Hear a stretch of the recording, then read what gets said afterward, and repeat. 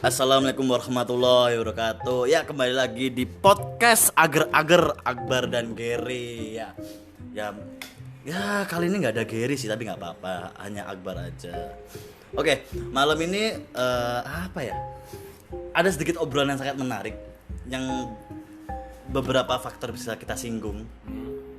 Oh ya, sebelumnya nih kita akan ada narasumber yang terpercaya dan sahabat saya sendiri, namanya Rehan Majid. Halo Rehan Majid. Halo semuanya, selamat malam. Ini mau diupload malam atau pagi? Fleksibel sih. Fleksibel ya. Kalau misalnya malam ini langsung diupload bisa. Ini kan ini bakal upload di Spotify. Oh gitu. Spotify dulu, udah selesai Spotify baru ke YouTube. Oh jadi yang itu kan sudah pernah buat teasernya ya? Teaser nggak? Teaser sih. Ngobrol santuy itu? Itu beda. Oh, itu beda segmen ya? Beda segmen. Oke. Itu kan yang ngobrol santai kan tempat Akbar pribadi dan mungkin kurang ada jalan atau rezekinya. Mungkin rezekinya ada di podcast Ager-Ager sama Gary. Ini dari kapan kok beda nih? Baru sih. Baru ya? Gara-gara itu apa namanya? Waktu itu tuh di majelis itu kan Majelis Lucu Indonesia? bukan. Itu bukan. Ya majelis yang aku ikutin lah, apa kayak semacam religi atau spiritual buat pribadi. Iya. Kalau Rehan mau gabung juga bisa. Iya siap. Loh, kita tuh terbuka lah. Jadi jangan Sama para Habib. nggak para juga ya, para ya orang-orang biasa untuk katakanlah mengejar akhirat. Oh iya. Hehehe. Mantap. Dunia tuh jangan terlalu dikejar terus. Kamu tuh harus kejar akhirat juga. Jadi gitu sih Han. Jadi kan untuk apa ya? Ini tuh sebagai media sharing lah. Sharing untuk kita berdua atau nanti sharing untuk orang lain juga kan bakal kita publish. Oke. Ini jadi Rehan ini adalah sahabat saya semenjak SMA. Karena dulu SMP nggak kenal. Iya, SMP itu kita satu SMP padahal, tapi nggak terlalu kenal sih, nggak terlalu akrab. Mungkin ya gara-gara beda kelas sih mungkin ya Han. Iya betul. Dan mungkin beda pergaulan juga. Kamu zaman-zaman SMP masih bergaul sama anak-anak baik, aku udah memasuki tahap dengan anak-anak yang bisa dikatakan buruk. Oh, iya. Oke Han, ini kan aku agak sedikit cuma nih sama, karena aku udah tahu nih kamu ya cukup tahu lah dari kisah gue. Memantau lah ya. Iya, cukup memantau, mengamati. Kamu kok jadi bisa berkecimpung di dunia pemerintahan? Padahal dulu zaman SMA yang aku tahu tuh kamu biasa-biasa aja. Dalam arti ya orang biasa lah yang ya kutu buku sih mungkin iya.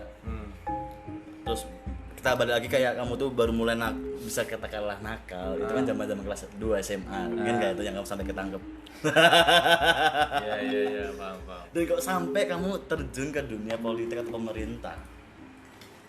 Jadi sebetulnya ceritanya tuh gini, aku panggil ngeh aja lah ya. Ini kan Ager-Ager Akbar Gary. Tapi kan kalau kita kan mesti playing. Oh ya, jadi gini, sorry guys. Hai atau spek hai. Jadi aku tuh kayak ada sebutan apa ya, sebutan sayang, plenges, pet high dan sebagainya lah. Walaupun namanya adalah Akbar tapi untuk kayak ya untuk lucu-lucuan sih ya, bukan untuk saling menghina, untuk lebih akrab aja namanya itu. Oke, lanjut lagi Han. Jadi gini ya, memang dulu waktu SMA tuh memang nggak pernah kepikiran ya masuk ke dunia politik dan segala macam. Tapi memang kalau kamu perhatiin juga, aku selalu excited tuh setiap kelas sejarah. Bu siapa? Aduh, aku lupa ya Han. Sejarah itu yang ibunya kurus. Lupa. Bu, ada lah pokoknya itu Iya, lah. lupa aku.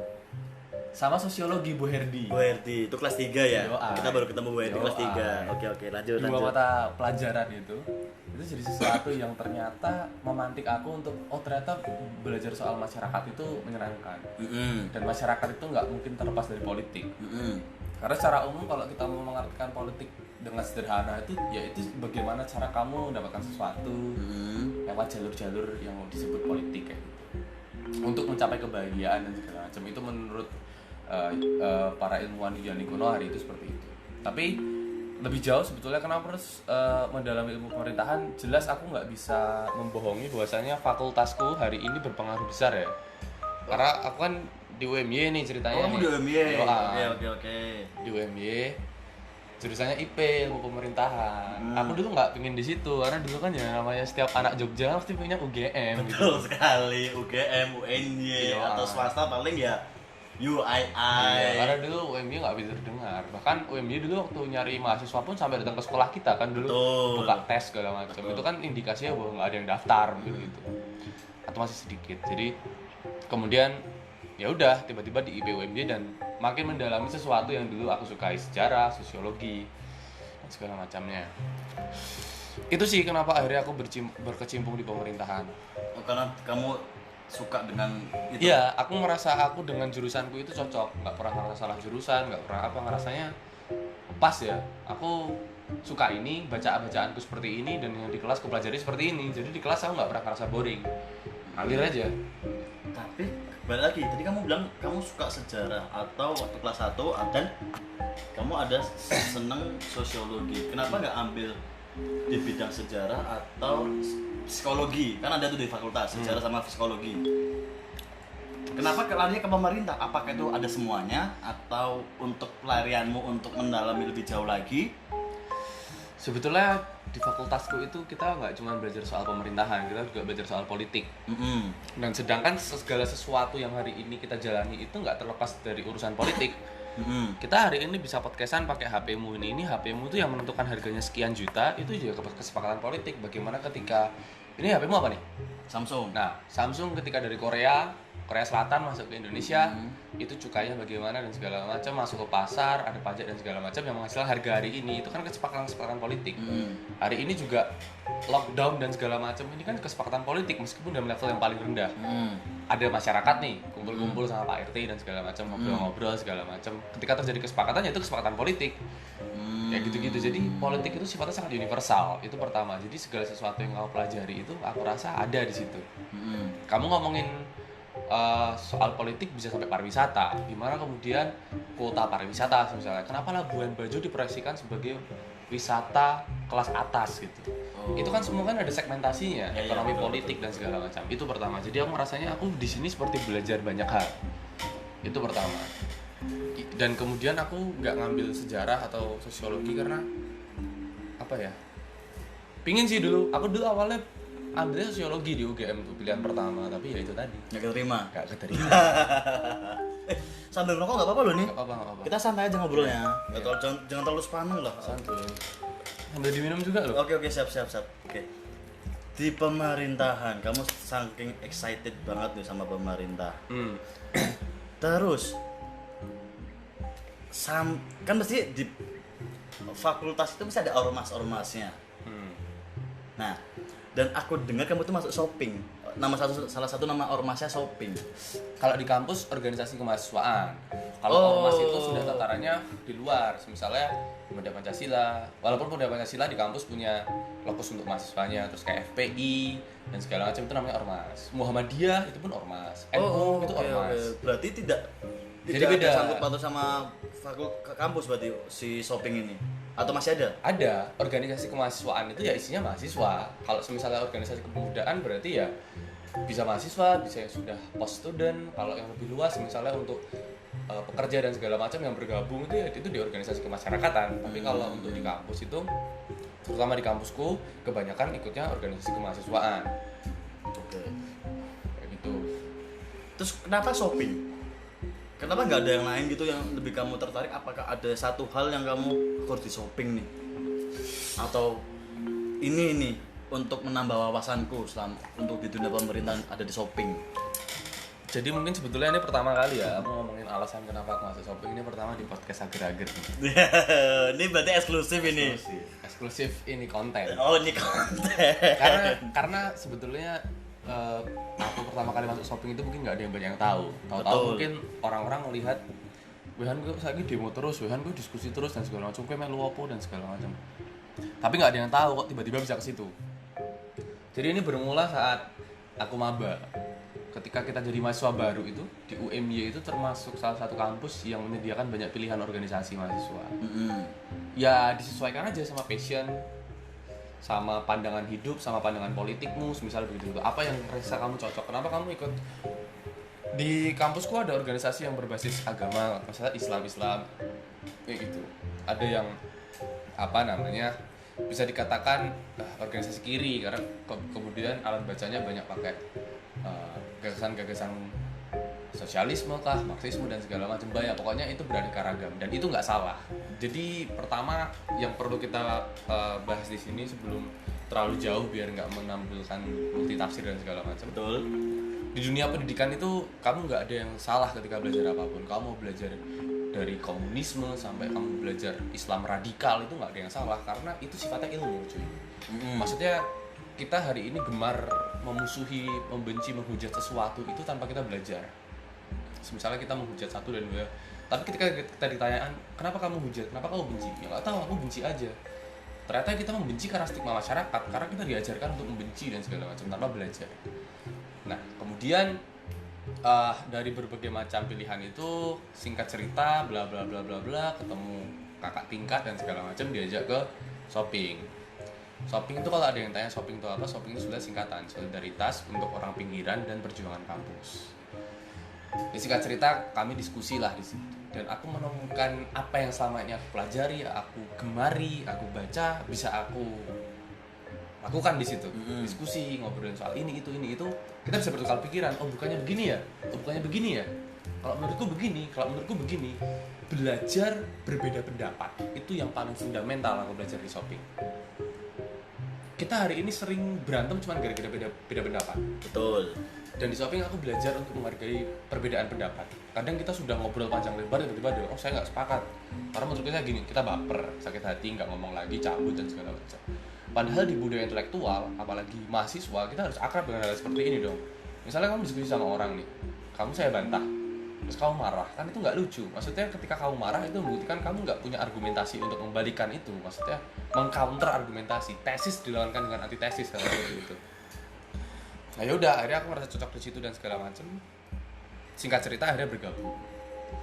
Itulah seperti itu awalnya. Jadi saya menemukan kecocokan dengan apa yang saya sukai, dengan apa yang saya gemari. Apalagi saya di IP, banyak belajar hal politik, pemerintahan, kemasyarakatan, banyak dibahas di shopping. Jadi saya ngerasa saya sebetulnya banyak kuliahnya itu di shopping. Oh gitu malah. Saya ngerasa seperti itu pribadi. Kenapa gitu? Karena shopping yang ngajarin saya untuk pentingnya membaca. Saya belajar pentingnya literasi itu di shopping.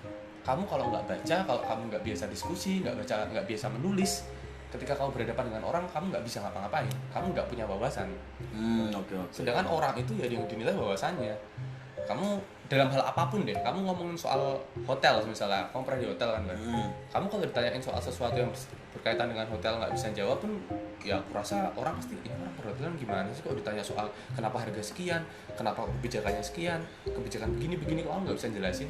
Kan lucu, misalnya kamu bisa, kenapa begini, kau bisa jelaskan, kan asik, itu kan ngomongin soal wawasan. Betul. Pun aku ngerasa udah, ini ngomongin soal wawasan dan ngalir. Jadi ketika aku di kelas gitu, aku rasanya kayak, oh ini yang kemarin diskusiin, oh ini kemarin yang aku baca, oh aku udah pernah nulis soal ini. Jadi aku nggak pernah merasa ketinggalan materi di kampus. Sekalipun aku skip gitu misalnya ya, malah yang dibahas ya aku tahu dan segala macam. Pernah aku pelajari, pernah bisa dipelajari lagi. Jadi ngomongin soal belajar itu nggak selesai di kampus. Kamu bisa belajar di kampus, bisa belajar di sekre, bisa belajar di warung kopi, sesuatu yang menyenangkan. Jadi nggak perlu apa-apa harus kampus. Kamu punya banyak ruang untuk bereksplorasi, ketemu dengan orang-orang baru, ketemu dengan komunitas-komunitas baru. Ya itu semua jujur aku bermula dari shopping. Aku bisa memilih KKN di NTT itu karena oh ternyata di Jogja aja itu fantasi kita, imajinasi kita soal masyarakat dan segala macam terlalu sempit. Kenapa nggak kita coba lihat yang lain? Makanya aku gabung di KKN ku Dharma Cita Nusantara dan segala macam. Aku aktif di gerakan buruh misalnya dan segala macam. Ya sama juga dorongannya dari shopping, menulis, membaca pun dari sana. Jadi dia punya banyak impact lah kayak gitu. Oke. Tadi kamu bilang arti dari shopping tuh aku dengar orang pinggiran. Kenapa kok sampai ada kalimat orang pinggiran? Apakah itu menjadi kesenjangan sosial atau tidak adanya aspirasi yang bisa didengar? Kenapa orang pinggiran? Sampai ada kalimat orang pinggiran. Kurasa yang apa yang kamu sampaikan barusan itu sudah beberapa kurang lebih merangkum. Aspirasi yang tidak tersampaikan, kesenjangan ekonomi tidak diperhatikan dan segala macam. Itu permasalahannya. Kenapa hari ini ada pengamen? Kenapa hari ini ada pengemis? Kenapa hari ini ada gelandangan? Kenapa hari ini ada jambret dan segala macam? Itu bukan sesuatu. Kamu pernah nggak ketemu orang yang cita-citanya itu dari kecil bahkan sama orang tuanya bilang, ya Allah anakku lahir moga-moga gede jadi maling? Nggak ada sih. Ya Itu Allah, nggak mungkin juga sih. iya kan? Ya Allah anakku lahir moga-moga gede jadi gelandangan. Nggak ada kan? Dan di buku mana yang menjelaskan misalnya, atau guru mana yang menjelaskan anak-anak kalian harus belajar yang pintar ya biar jadi gelandangan? Nggak ada kan? Maksudnya berarti kan gelandangan dan segala macam kan itu kan nggak pernah, setiap orang nggak mau jadi itu, dan itu bentuk konstruksi masyarakat. Maksudnya begini, ketika ada pengemis dan segala macam, mungkin dia di kampung misalnya digusur kayak gitu. Misalnya kita mungkin belum bisa ngeliat dampaknya, tapi dari berbagai macam penggusuran di Indonesia mau nggak mau orang sudah nggak punya ruang lagi di desa, di kampung, karena lahan-lahannya sudah diambil, sudah dibangun dan segala macam. Ya dia cari kerja kemana? Ke kota kan. Betul. Di kota dia mau ngapain? Misalnya pendidikannya rendah dan segala macam, suaranya nggak didengar.